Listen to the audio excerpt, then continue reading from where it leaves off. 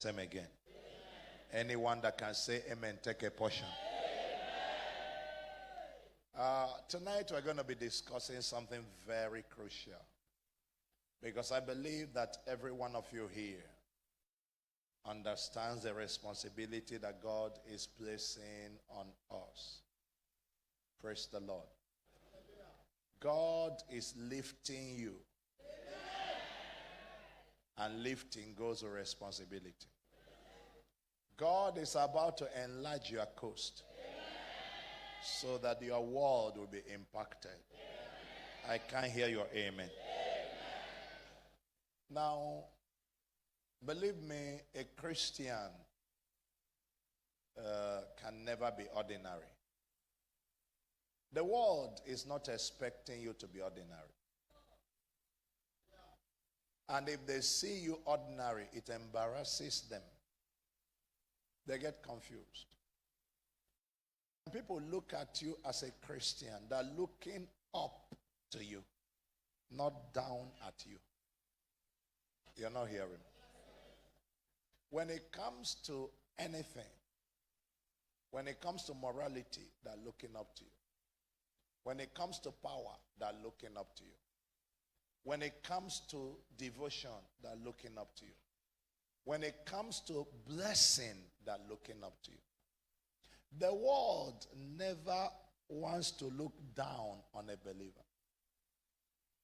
So when they look up and they can't see you up, they get confused. I want you to lift your hand. You will never be down again forever.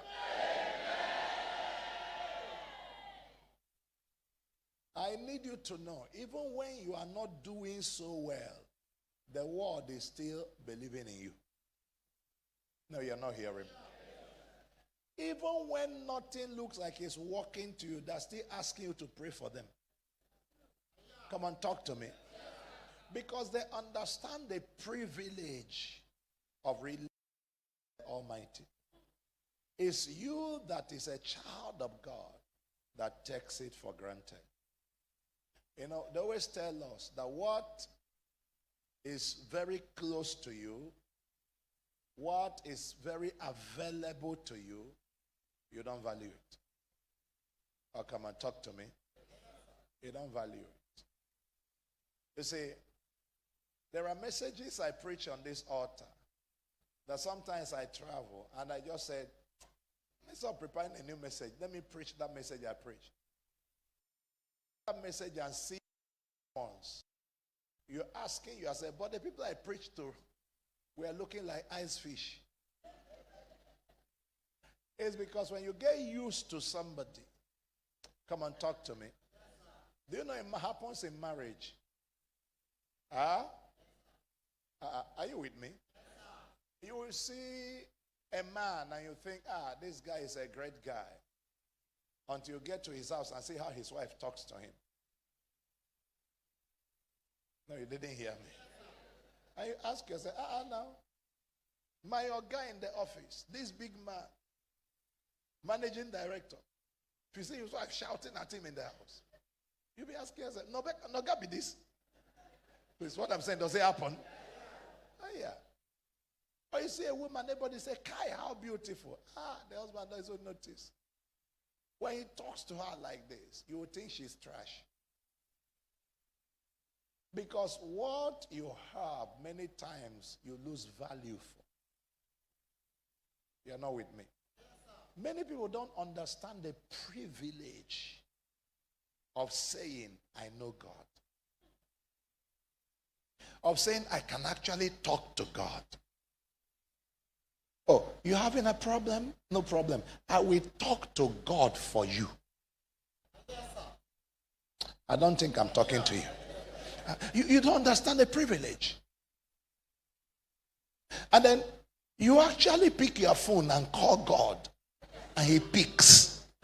Am I talking to somebody? He actually picks the call. I said, God, are you here? There's this man suffering. Can you help him? He said, because you asked. I will do it for you. Do you understand the privilege?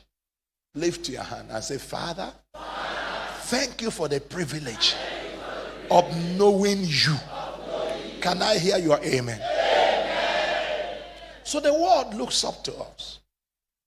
And we must never look down on ourselves. If you had me, say yes.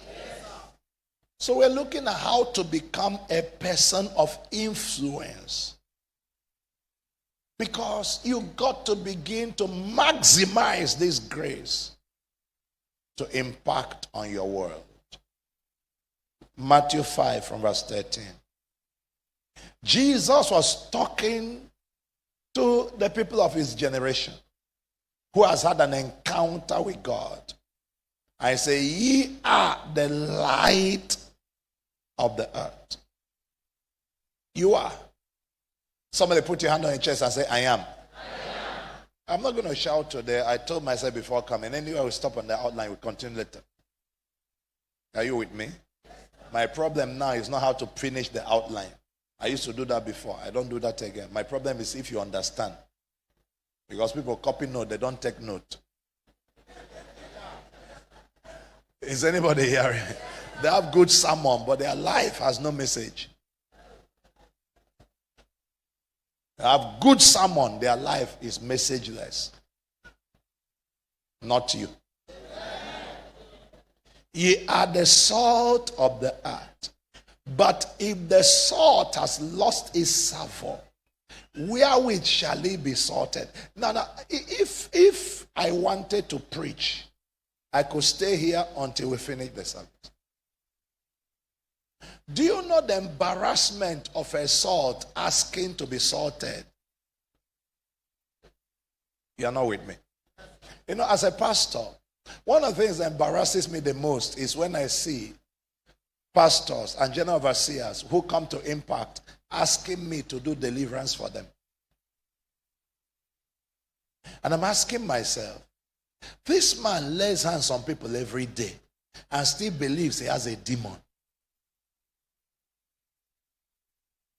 He stands on his pulpit and we scream and bind and lose, but still believes that himself has a demon. How can a salt be salted? I don't think you're getting me. How do you help a salt to have taste? Maybe I should stop. But does it not look like you? That you are sitting down here right now and you are salt and you don't know. And your world needs you to be sweeter. And if you are not in the world becomes bland and tasteless. Are you with me? Are you with me? But if it's tasting well, all through this week, my son has been cooking. He has a cooking duty for this week. So, 2 days ago, my wife posted what she cooked. He cooked.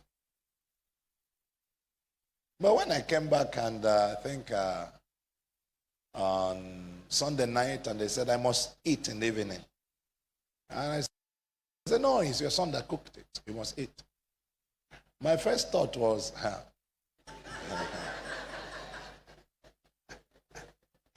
hope this boy is not looking for inheritance.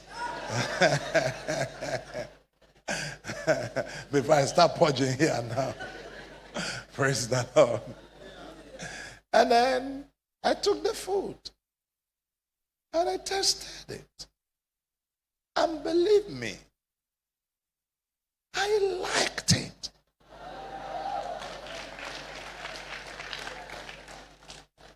You're not hearing me.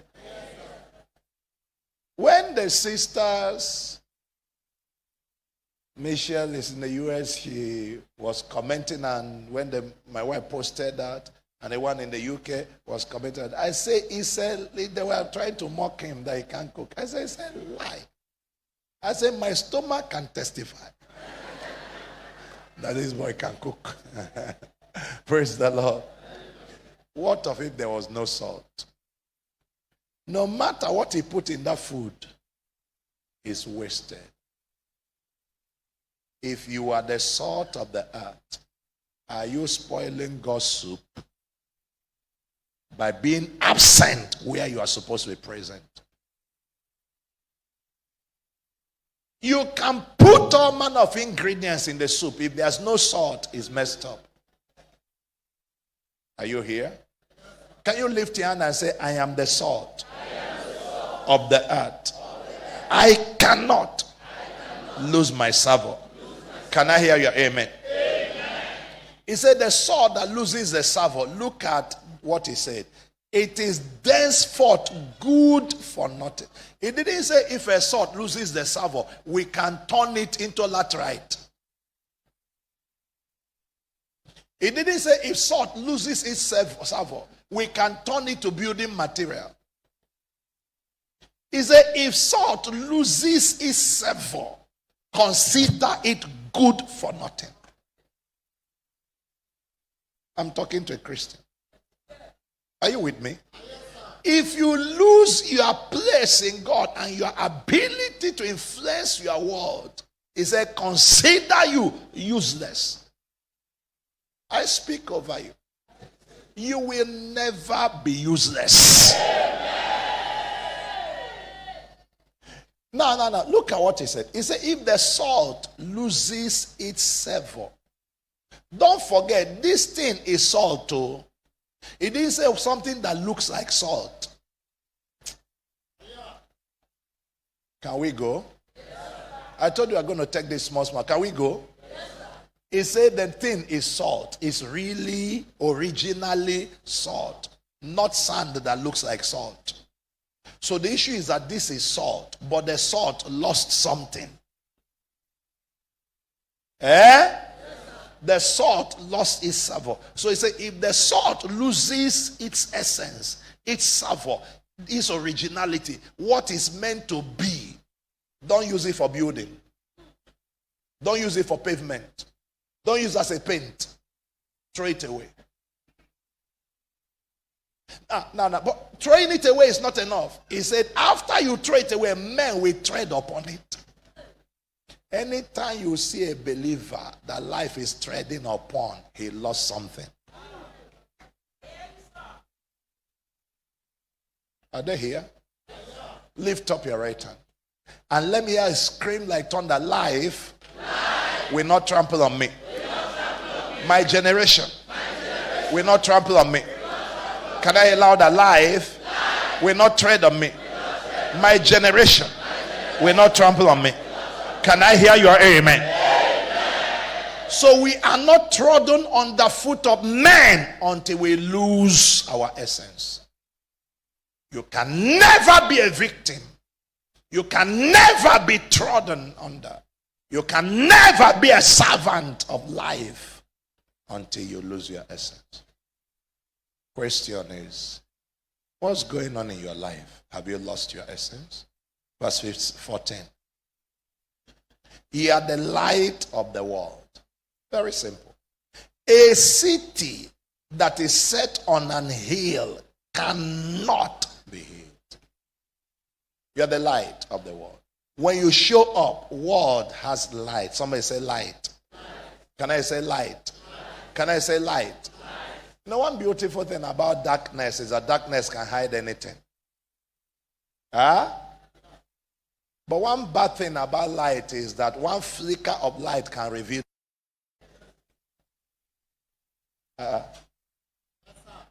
You're not hearing me. One flicker of light can reveal more than you want to reveal. So darkness has an advantage of it can hide something. But he said, you are not darkness, you are light. And not just that, you are a city set on a hill that cannot be hid. Now, is it talking to you? Yes, can I ask, is it talking to you? Yes, I'm going somewhere. Please follow me. I want you to believe that you matter to God. In the thinking of God, you matter. There's a place God places you. May you not come down. Amen. I thought you say amen that way. Amen. Look at verse 15. We're almost done. Neither do men light a candle and put it under a bushel, but in a candlestick, and they giveth light unto all that are in the house. Now look up here. When you light a candle, you say you don't cover it. Do you cover yours? If you see a man or a woman that lit up candles in his house and then took a bucket and covered all of them, you will know the man has a mental problem. The reason you light a candle is so that it can give light. Are you with me?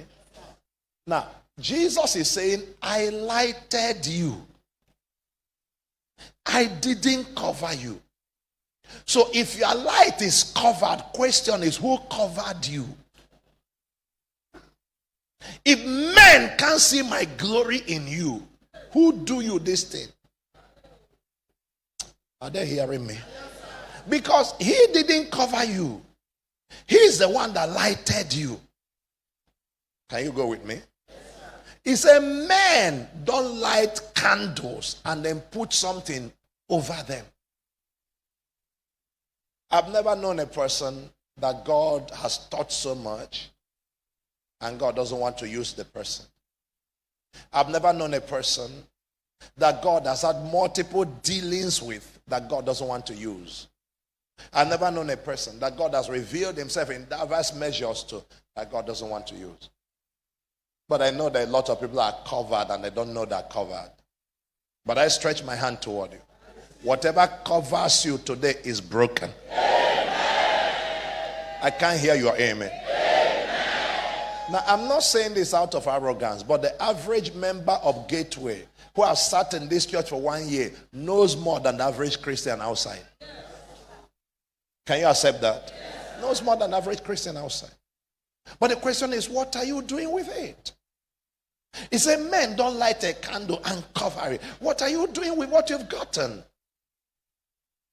And you can't imagine the number of people that play church and they forget that there are men and women of influence. Somebody shout influence.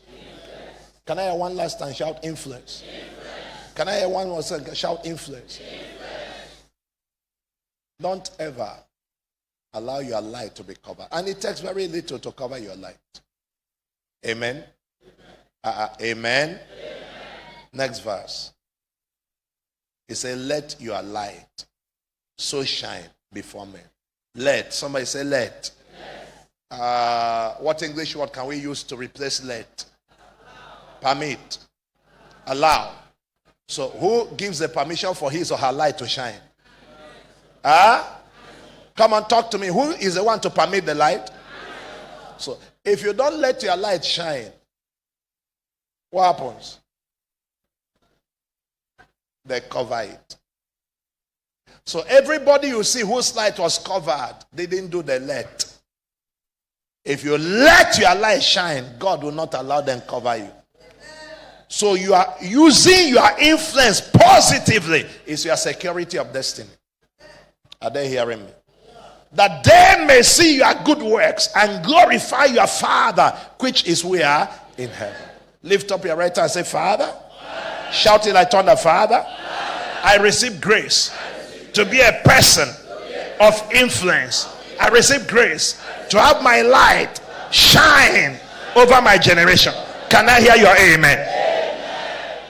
You see, influence is the ability to create an expected result. To make things go in a certain direction without exerting force. That's influence. That you want something to go in a certain direction and you are able to make it happen without exerting force. That's influence. If you help me say yes. I was in a place sometime and somebody was talking about all of these pastors in Nigeria that do this and do this. And I just said, excuse me, sir. I said, pastors don't carry gun. They don't carry machete. Pastors don't harass people and threaten people and put them in jail. That is left for you governments and your touts. You're not hearing me. Hello? So if you see a person come to a church and is hanging around that church for 5 years with all you people say on social media, and all you people say on radio, and in the bar parlor, and in the nightclubs, and all your nonsense on the street, they're still going to church. There is an influence in church that is attracting them. Because if anybody says, I'm not coming today, you won't go to his house to force him. Please answer me. There's an influence in the church attracting that person, pulling that person, causing that person to come. Hello? Now I know there are people who are coming because they are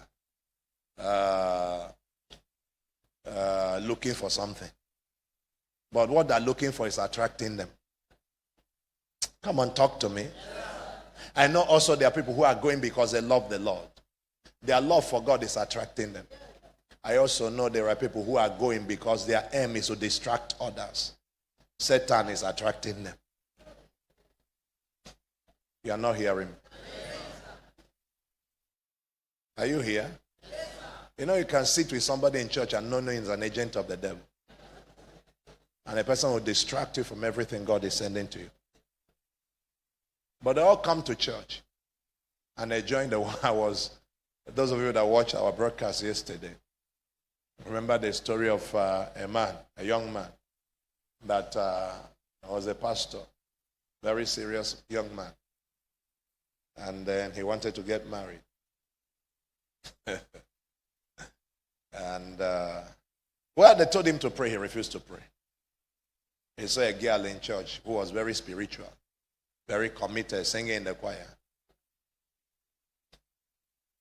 They were together in the campus fellowship until they entered the church. And then, no problem, he felt that because he has been in the choir in the campus and prayer team in church, he's found a wife. He married a sister. Very serious worker. And then one day they were quarreling after some years of crisis. And he threatened the girl. The girl said, do you know me?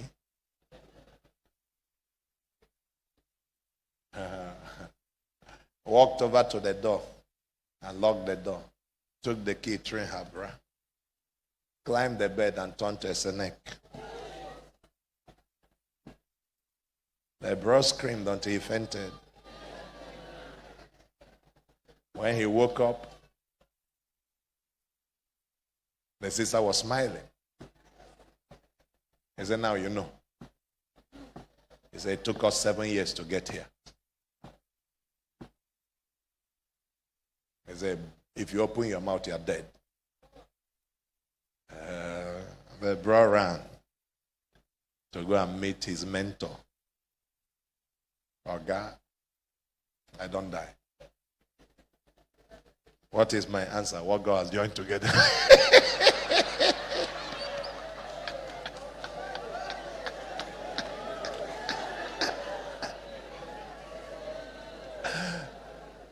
What are you laughing at? If I was his mentor, what would I say? Am I not a man of God? Shouldn't I protect the Bible? What God has joined to? Is it not God that joined him? He came to the altar and made a vow. You are married. I cannot divorce that one. Can you lift your hand? May evil never take you from good.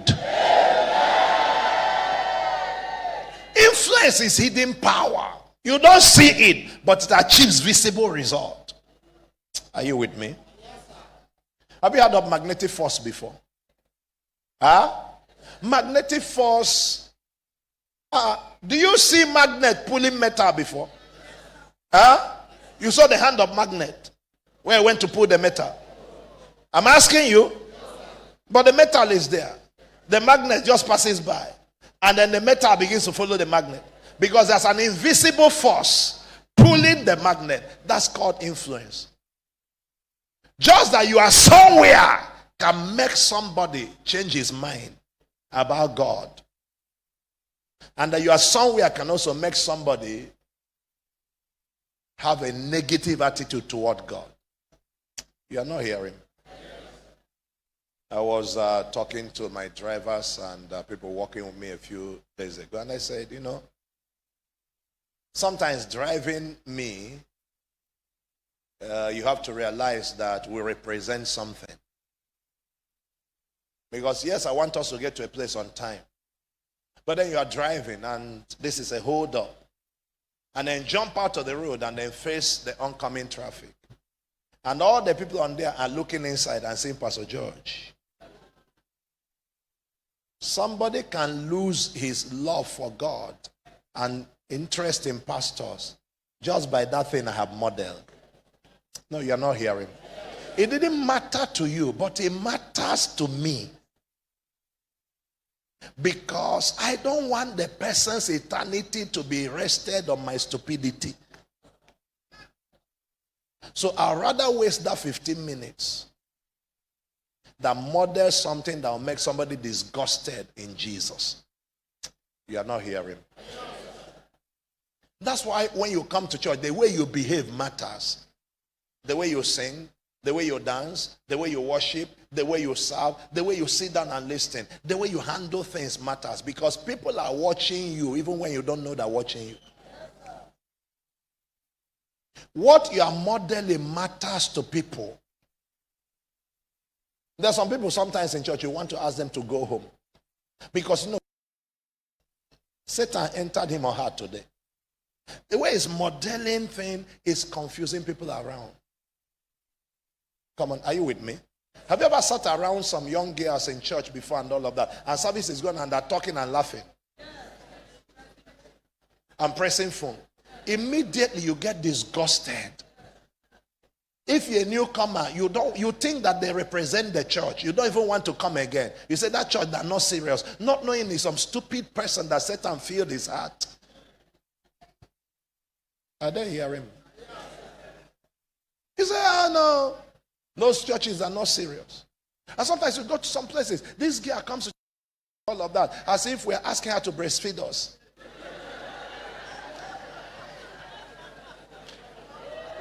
Half of our breast. Am I talking to somebody here? Just walks in and says, what's going on? Are they still hearing my voice? Let your light so shine we are before me. Because we are people of influence. Somebody say influence. Influence matters a lot. Are they hearing me here?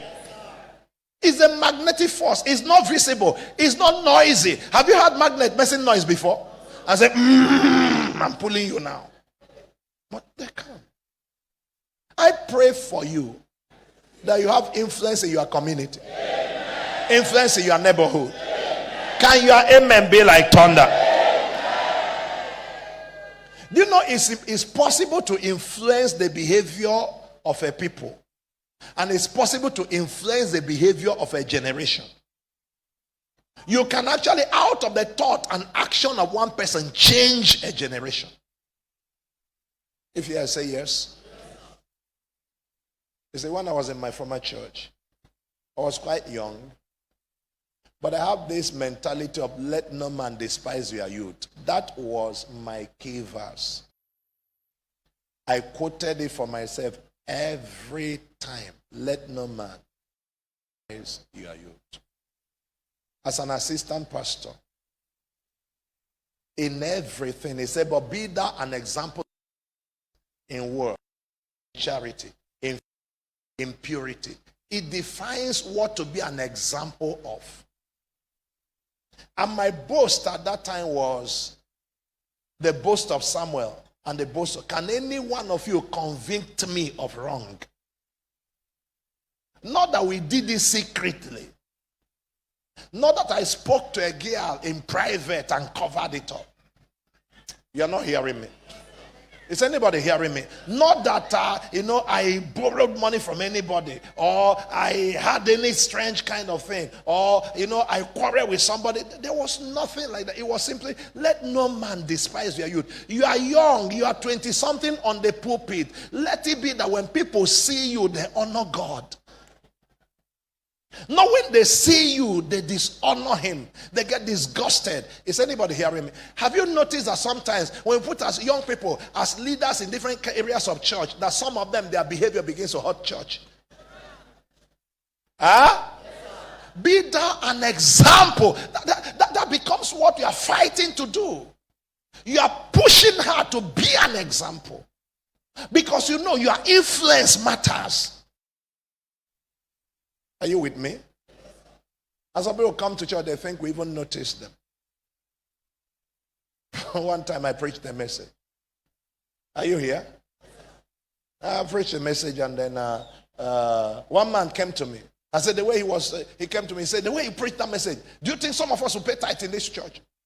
I was talking about business ethics. And I said to him, I said, from today till you die, don't pay tithe in Gateway. The way I said it so flat in his face. He was shocked, and he was looking like one of the richest men in the church. I said, from today till you die, don't pay tithe in Gateway. And I walked away. He was expecting me to explain. No, I don't need your explanation. Go home. You didn't bring me here. And where I'm going to, you are not part of it. I'm not here to preach for you. Are you with me? Are you with me? I have no secret text with you. I have no secret liaison or relationship with you. What's the big deal? What do I need from you? I want you to lift your hand. From today, the Lord give you grace for influence. I want you to work on this. I may not go anywhere in this teaching today, but are you catching something? Do you know when South Africa came out of apartheid? Anybody was old enough to remember? Those of us are adults. Anybody remember when South Africa came out of apartheid? The white people have humiliated the blacks. Done all manner of things to hurt the blacks. That's the difference between the influence of Nelson Mandela and the influence of many black leaders in America today. If you go to America today, every time there's a riot, it's blacks burning down communities. Because the people that are leading them don't have the same heart of Nelson Mandela. Nobody was humiliated as much as the blacks in South Africa. But when Nelson Mandela took over, he decided, let's calm things down. Let's heal our nation. Not let's burn it down. That's the mentality. One man's influence, put it side by side, the influence of those shouting in America today. Burn it down, burn it down. They're burning down their country. But one man looked at a country that was messed up and said, build it up. He said, I don't need to put them in jail. I don't need to destroy them. I don't need to mess them up. All the people that had a different attitude, how far did they go? Mugabe had another attitude. He threw out all the white people. Come on, talk to me. How far did they go? Idi Amin had an attitude, drove away all the Indians. How far did they go? There's an attitude. An influence matters. In a church, the way the church behaves sometimes rests on the way their pastor behaves. If you see a church full of arrogance, the pastor is full of arrogance. If you see a church full of vindictiveness, the pastor, am I talking to somebody here? Everybody is ready to be angry to hurt the other person. Do you know there are some people that in Port Harcourt can hurt you for being in Gateway? Because their pastor is hurtful. You are not, is anybody hearing me here today? If you are hurtful, you produce hurtful children. Can you lift your hand? I speak over you today. Receive grace for quality influence. Carry yourself with grace. I'm going somewhere. Are you hearing me? So an influencer is a person of value who values other people and helps to lift their value. That's an influencer. You are a person of value. You value other people, and your desire is to help them lift up their influence. That's what you do. And he says to us, we should be people of influence. And when I'm talking to you about influence, I want you to know that influence is not necessarily about being a big player in society. Please look up here.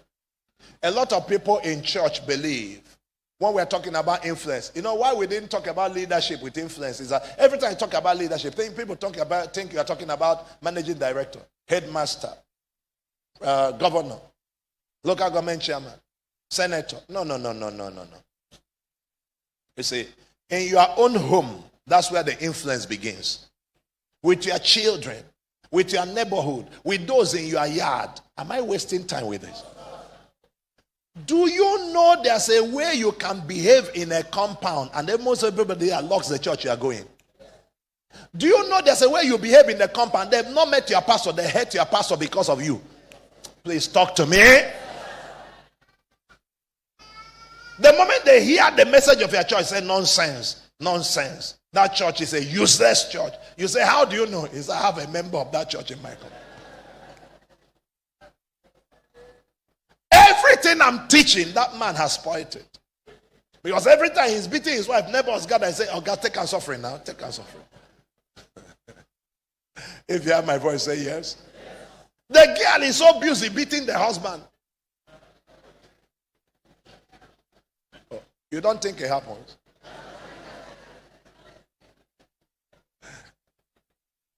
Huh? I didn't know it happens though. Until some time back, a man came to see me in the office. He said, Pastor, I need to see you. I said, can you talk to me here? He said, no, we have to go inside. I said, what is it? We went inside, I sat down. I thought it was one major thing. He just knelt down and said, he said, Pastor, my wife beats me up. I said, excuse me, sir. He said, no, my wife, the way she beat me, I don't like it. I said, this one is another dimension of counseling. So before I used to say men that beat their wife. Now I say women that beat their husband. Because one of them may be sitting here now and I don't know. Praise the Lord. Are you still hearing me here?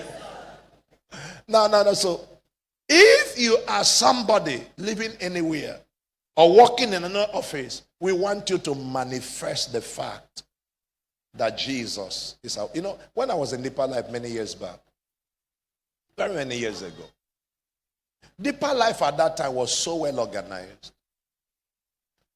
Our holiness at that time wasn't just mouth. It was a lifestyle.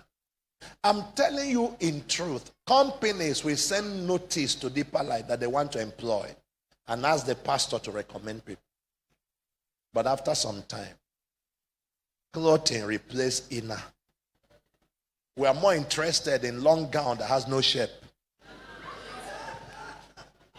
than in the, you are not hearing me, than in the heart of people.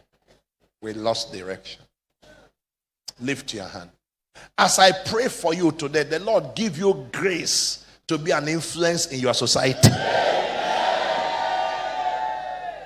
Anybody know of a man called John Wesley? Huh? Have you heard of Methodist Church before? What's the name of the founder? John Wesley is the founder of Methodist Church. John Wesley's mother, her name is Susanna.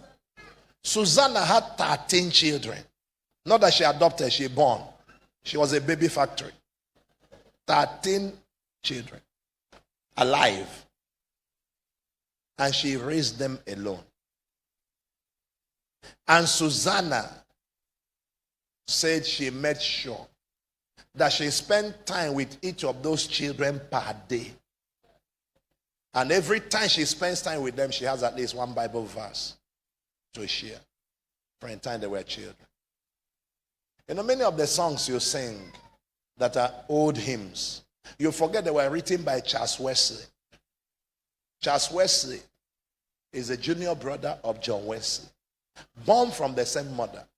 Their sister also was an evangelist. Almost everybody in that family was part of changing the world of their day. Why? A woman that had 13 children was a mother with influence. Some have only 2. But the 2, from Tatahood, they have become militants.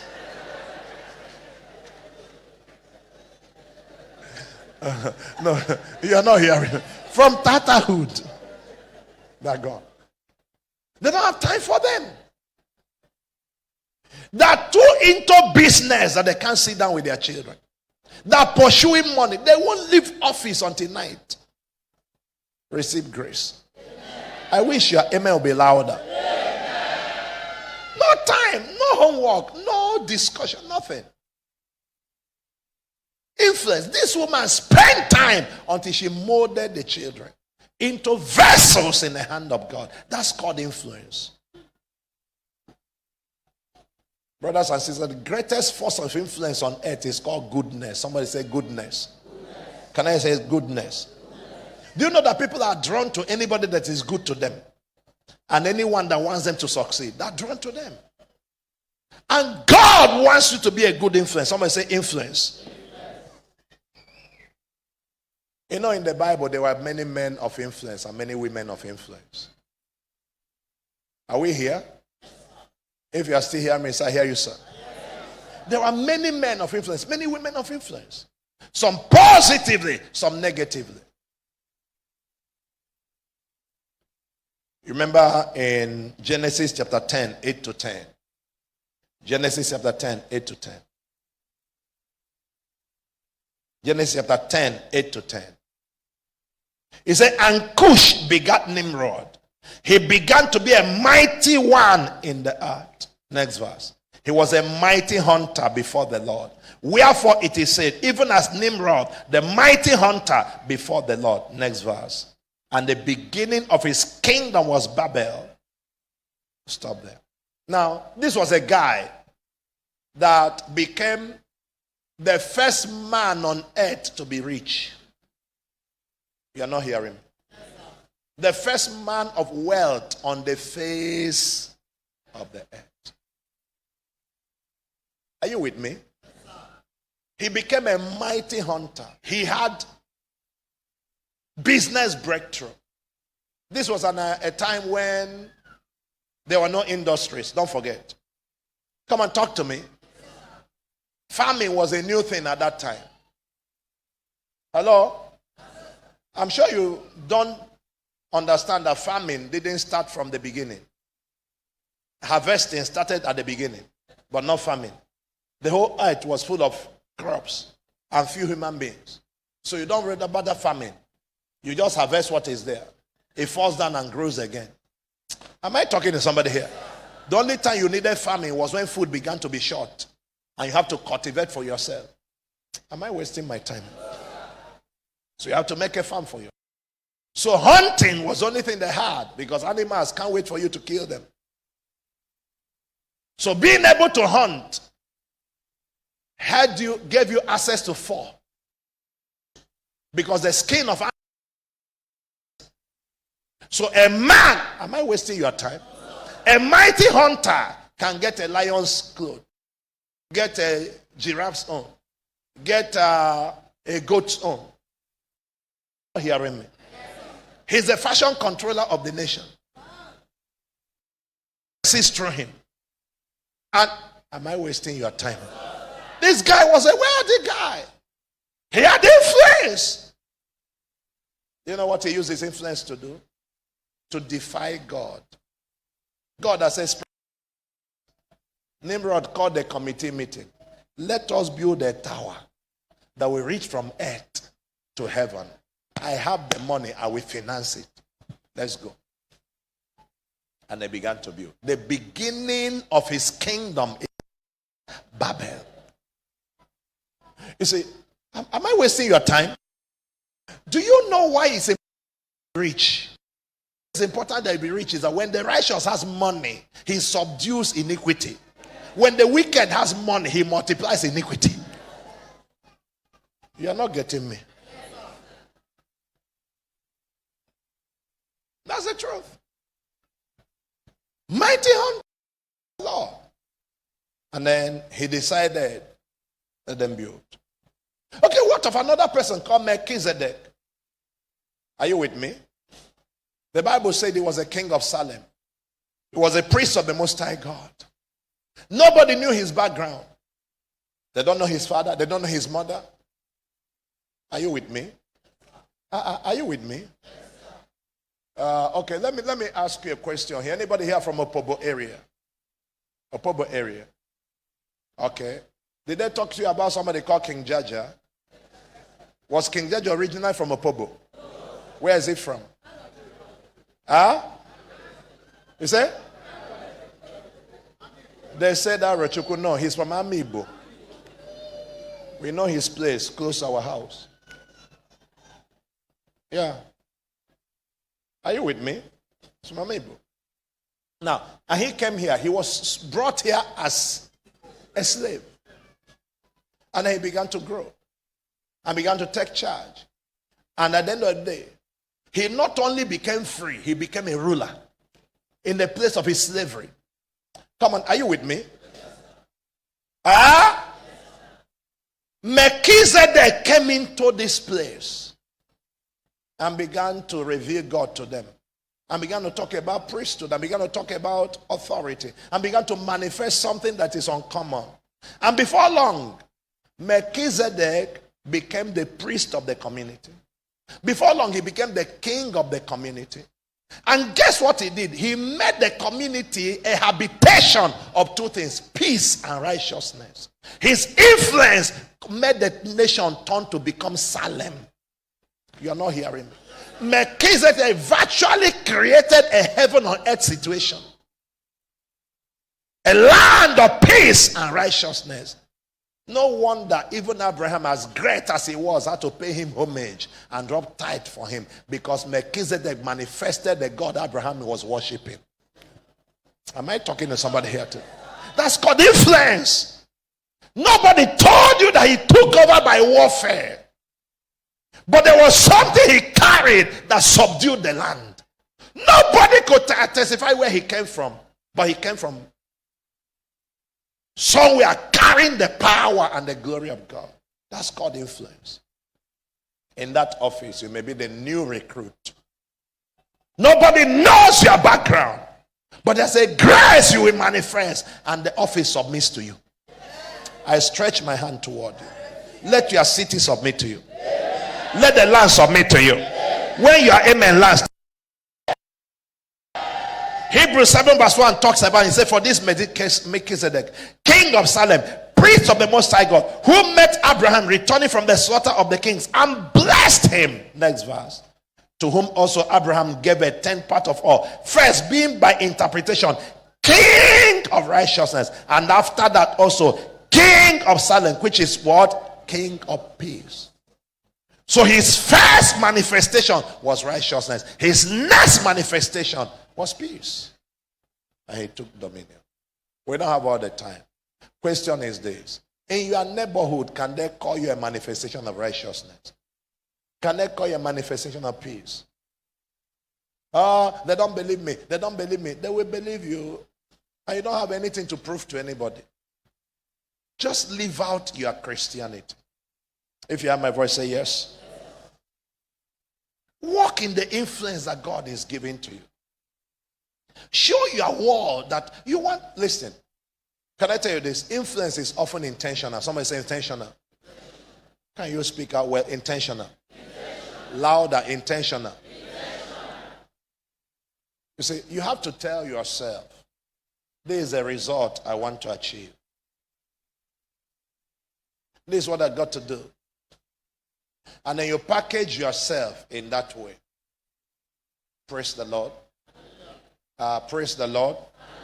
You position yourself in that way. So if you are intentional about the kind of influence you want to have, you package yourself that way. So in the neighborhood, I will never forget, one day, many years ago, I was doing a program in UST. And then I needed to pick up something. I needed to put up in the lab over there. And I remembered when I was in Uniport for my first degree, I knew where to pick it up at Rumokuta Market. Choba Market. So I said, okay, let me go there and look for it. I went into the place. And I didn't know it was going to rain. And I kind of, because I was going somewhere, I wasn't thinking about buying that. I was dressed on white safari, up and down. And I had to enter into market. And I entered into the market. Are you with me? It just finished raining. And women were playing in the market while they're selling things. And one woman wanted to play with another woman. and put her stick or whatever she was holding on the ground and threw sand with the mud. And if you are from Joba area and you have entered the market, you know it's very muddy when it rains. The whole mud was on my face from head.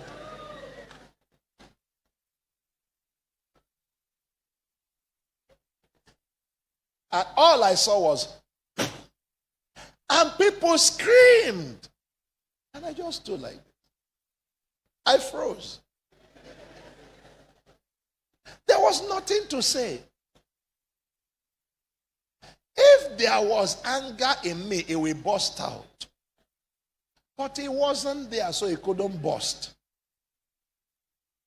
I couldn't scream. I was just shocked and stunned.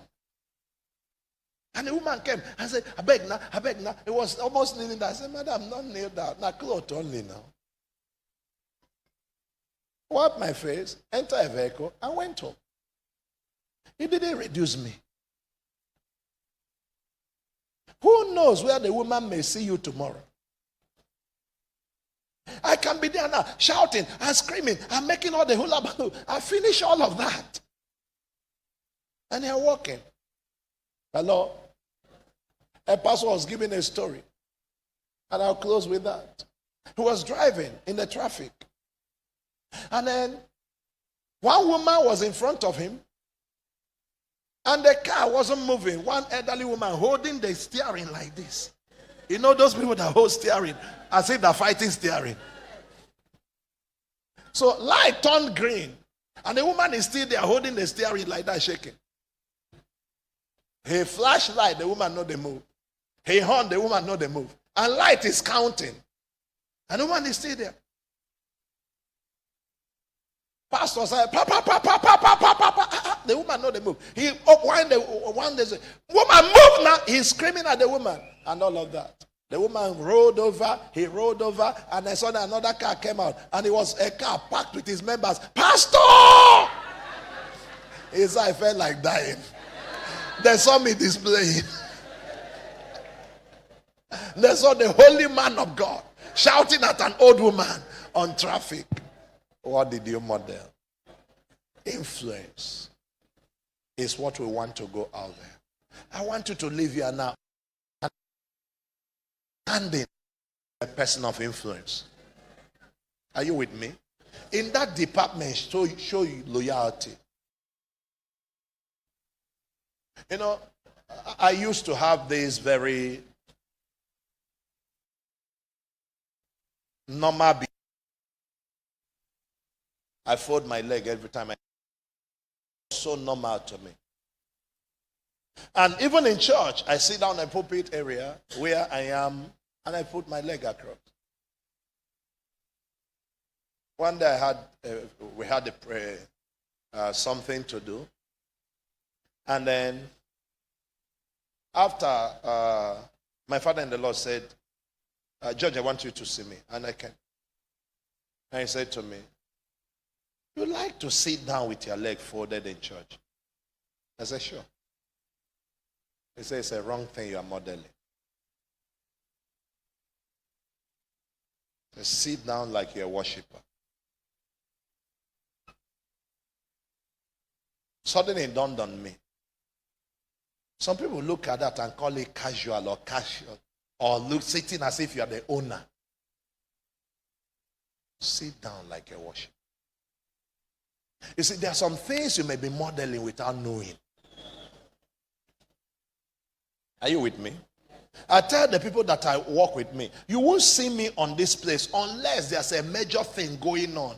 That maybe a senior minister said, I'm calling you by so and so, I want to talk. You will never see me come down from the altar and then I'm carrying phone in church and pressing. You'll never see that. Because I'm modeling something for you. Are you with me? I'm modeling something for you. I don't care what else other people are doing. But I can't be doing that. There are some things that dishonor the atmosphere. And I'm the pastor. Others may do it, but not me. What influence are you passing across? If you have my voice, say yes. The people that live with you, what influence are you passing across? There's no marriage that is perfect. There's no home where the husband does everything right. There's no home where the wife does everything right. Come and talk to me. I was asking my children. I said, you lived with me. Now you are adults. Have you ever seen me once shout at your mother? Scream at her. Close the door hard and walk out. Once? Half? And then come back and apologize. I say, I believe that. We are not faking it of your life. You can argue. You can have debate in the house. If everything I say, my wife agrees, then her brain has gone on recess. But that she is saying, no, I don't accept this, I don't accept it, doesn't mean that we have to exchange words. It doesn't mean that she has to be insulting. You can't insult me. Number one, I am your husband. Number two, I am the man of God. Number three, I am your senior. So you can't talk to me anyhow. Come on, are you with me? I paid dowry on you in case you don't know. Outside the dowry, I am the man of God. So you can't talk to me anyhow. If you touch the anointed, they will kill you for you. You are not hearing me. And thirdly, I am your senior. And in African tradition, we respect our seniors. So how can my wife insult me? There's no chance.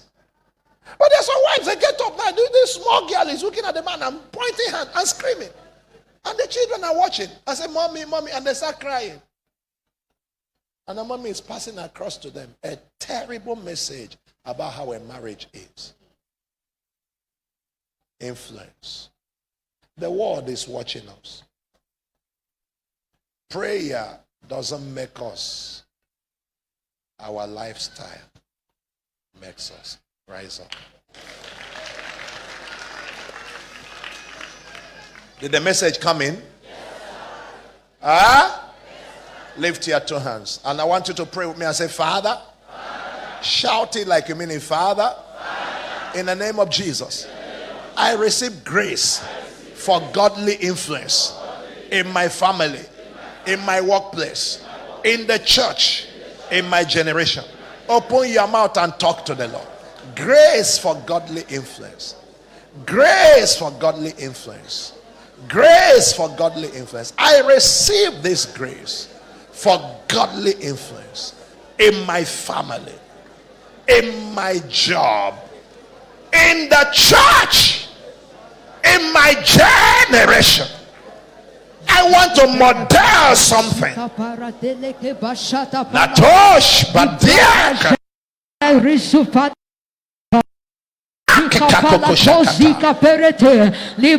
Say amen like thunder. Amen. Is there anybody here who feels like my influence has been negative and I want God to forgive me and give me a fresh start? Walk down to the altar. Every other person, lift up your two hands. I want to pray for you. You are here, you feel in my family, in my career, in any things I've done, my influence has been negative and I want God to forgive me and give me a fresh start. Walk down to the altar. Every other person, I want you to please lift up your hands. I want to pray. As you lift your hand, I want to hear you shout, oh God. Oh God. Help me. Help me. Can your voice be louder? Oh God. Oh God. Help me. Help me. I will get it right. I will get my it generation. Right. My generation will see my light shine. Open your mouth and cry out to God.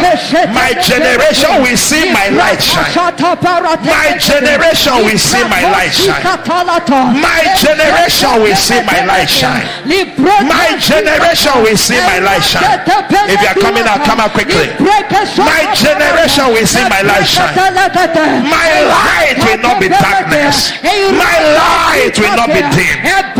Matopeshia, Trekosa, Pratalakashika, Patekutulabata.